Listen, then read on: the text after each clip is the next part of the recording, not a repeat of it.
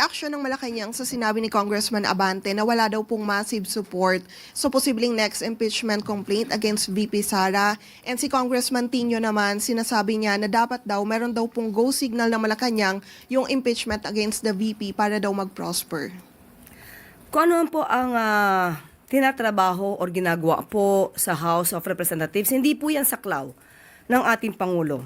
At maliwanag naman din po ang sinabi ng Pangulo, kung may kakaroon man po ng impeachment complaint o pagsasampa ng impeachment complaint laban sa Vice Presidente, ito ay dapat na ituring na parang flood control mess, na kung kinakailangang imbestigahan na malaliman at dapat may managot, dapat na managot. Alam po nating lahat na ang mga mababatas ay binoto dahil sila po ay may puso, may talino, at may konsensya. Alam nila ang tama at mali.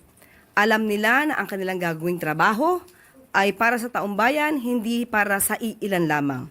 So, sila na po. Nasa pagdidesisyon po nila yan kung magkakaroon po ng pagsasampa ng impeachment complaint at kung ano po ang kanilang gagawing pag-resolve patungkol dyan. Congressman Toby Tiangco, sabi niya hindi siya pipirma sa impeachment against Vice President Sara Duterte because wala naman daw po pang nahuhuling big fish sa flood control. Example, Zaldico. So may mga ganito na pong lumalabas na reasoning from lawmakers na parang nagagamit din yung flood control issue on the issue of impeachment. So ano po ang pananaw dito ng Malacanang?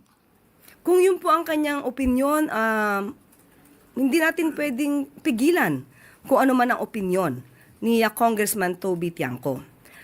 Kung dati nga po ay hindi siya pumirma sa nasabing impeachment complaint dahil divisive o dahil magiging cause ng pagkakahati-hati. At ngayon naman po ay iba ng kanyang dahilan. Ito daw ay dahil sa kung walang maipapakulong na big fish. Kung sa ordinaryong pananaw, hindi naman po konektado ang flood control mess sa impeachment complaint kung isasampa man to kay Vice Presidente. Iba po ang issue ng kinapapalooban or kinakasangkutan ng Vice Presidente at iba naman po yung flood control projects. At alam po naman natin na hanggang sa ngayon, ang Pangulo at ang administrasyon ay patuloy na nagtatrabaho upang mapanagot ang dapat na mapanagot. So hindi po siguro dapat na kinukumpara, or rather, hindi kinukumpara, kundi hindi dapat ini-equate, hindi siya dapat depende ang anuman desisyon patungkol sa impeachment complaint, hindi siya depende sa outcome ng pag-iimbestiga sa flood control projects.